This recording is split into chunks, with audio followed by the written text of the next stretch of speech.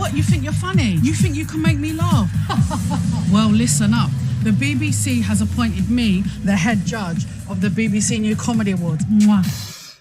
Of course they did. Of course the BBC made this lady the head judge of the New Comedy Awards. I bet she's a barrel of laughs. One time we went to France and we were coming back, right? And they were being really arsey at customs. I just don't know why, do you know what I mean?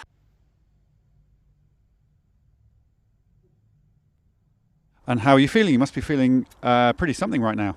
I'm feeling great. I think I've won. Really? Why? Because I feel it in my hijab. What message do you want to send out to all your rivals right now? Kiss my hijab.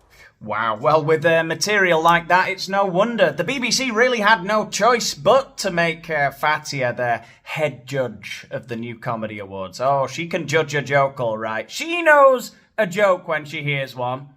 So long as it's about hijabs, I guess, and nothing haram. But be that as it may, I think it's fair to say that the future of BBC comedy is in safe hands. Eh? They're going to look after it properly, like a babe, you know? They're going to swaddle it in a hijab. Okay, and what do you want to say to all the middle-aged people watching right now? Can you hear me? That's the message. Right, how old are you? I'm 43, but I don't look it because I pray 5 times a day. Who's Daniel Boland?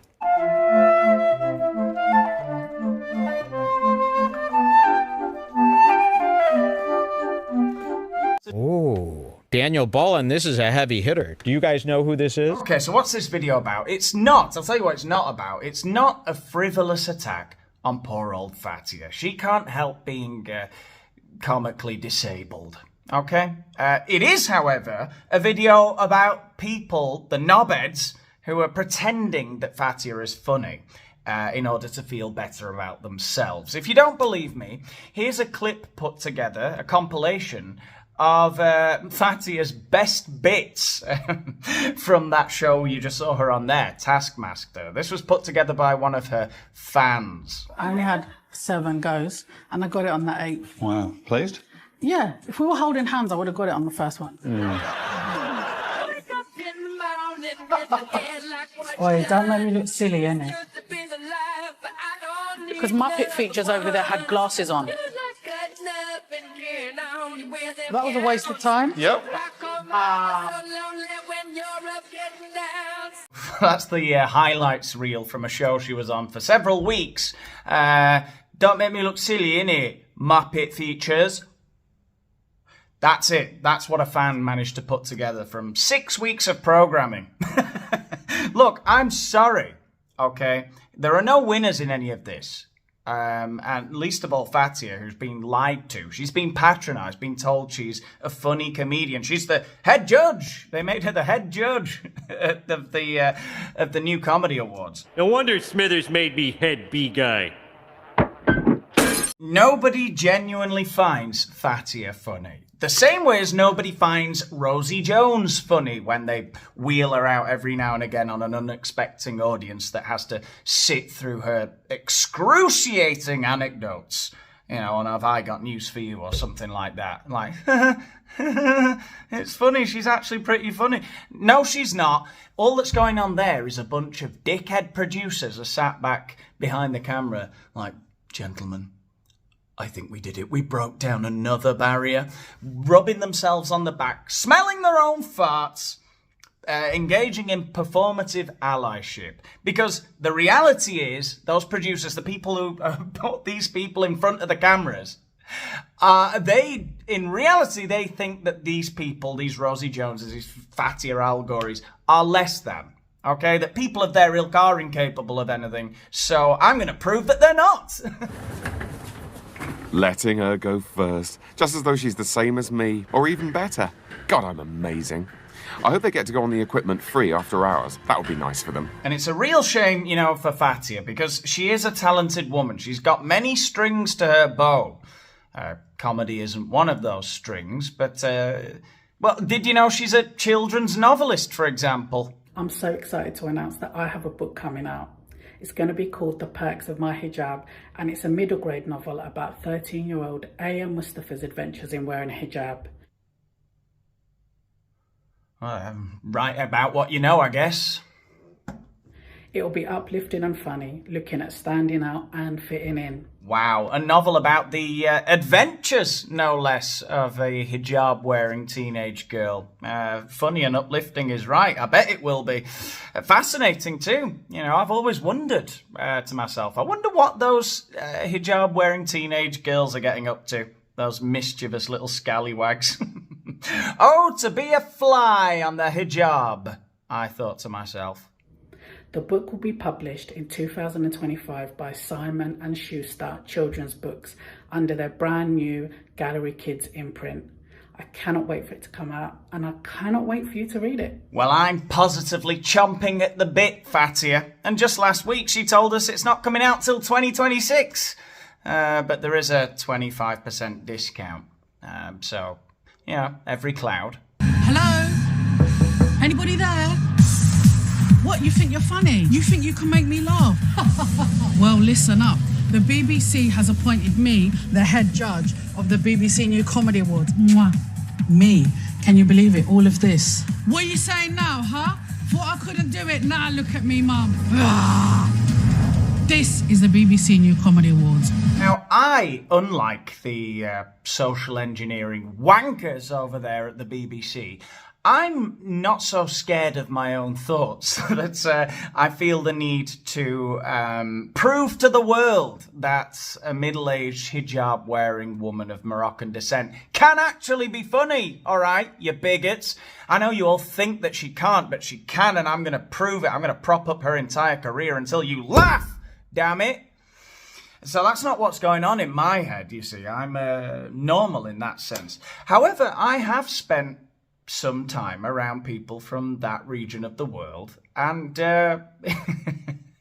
I'm not so sure that a Maghrebi woman is the ideal candidate to have on the head judge as the head judge of a freak show like the New Comedy Awards on the BBC. And keep the applause going, and please welcome to the stage, Chloe Reynolds!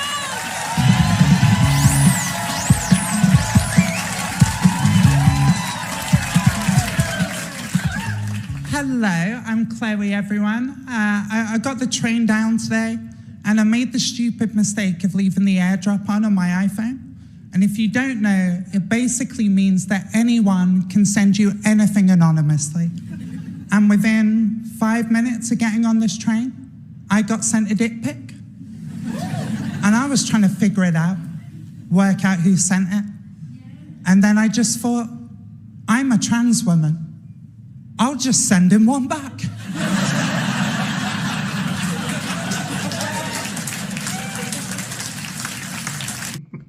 Now, as I said, I'm no bigot, okay?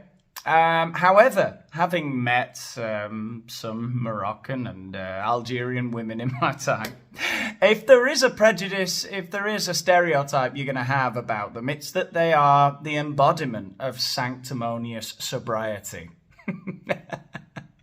We're sitting here pretending that Fatiha is all fine about all this trans stuff and dick pics. Let's see her face. It's a move I like to call the Uno reverse. Yeah, that's haram, isn't it, love? And to be fair, what have they got you into, eh, Fatiha? And to be fair, you know, look, I'm not a massive fan of all of this normalising of everybody's fetishes and all the degeneracy. It's you know, I sometimes think maybe the West and the Muslims could sort of meet in the middle somewhere. Like, where you could admit all of our flaws, like, yeah, there has been too much progress. Too much of a good thing. But also, we're not going back to the 7th century, okay? Society has to be somewhat liberal and secular, and somewhat God-fearing, all right? But no stonings, please. As I look for the most confused man in the carriage. When he figures out mine's bigger than his. But I'm about 2 years into my medical transition, and I'm still really insecure in how I introduce myself to people. I feel like I have to be forthright about it straight away, like it's a nutrition label on food. So quite often when I'm meeting someone, I'll be like, "Hi, I'm Chloe. Yes, I'm trans. And yes, I do have a penis." And they'll be like, "Okay. Do you still want your receipt?"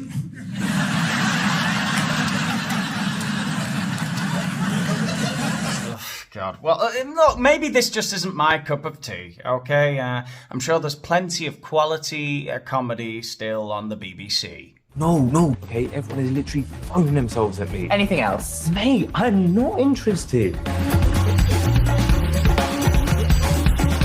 By the way... Dear God.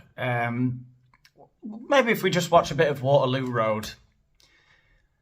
That's always pretty PG. Right? If you've got a minute, I was hoping we could have a chat about exam access arrangements. Maybe we could go somewhere private. Sorry, it's just someone here.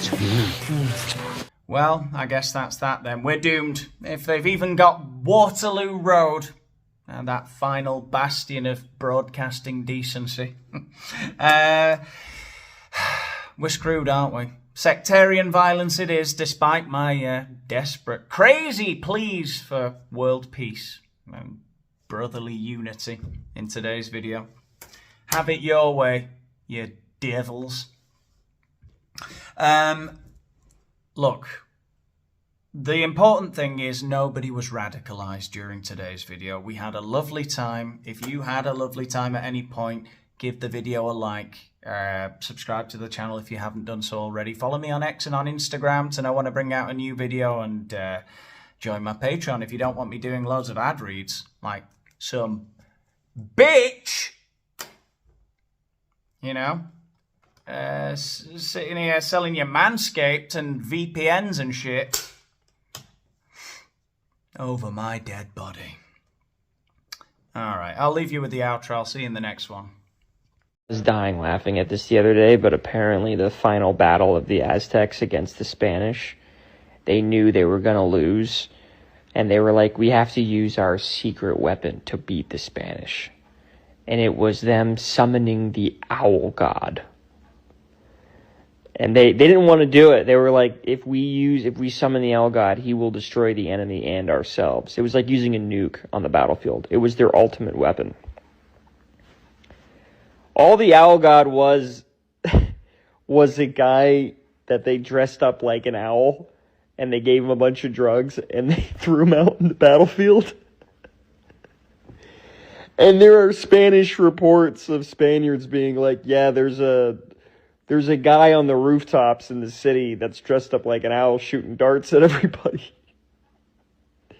So we killed him. And that's it. That's the end of the Aztec Empire.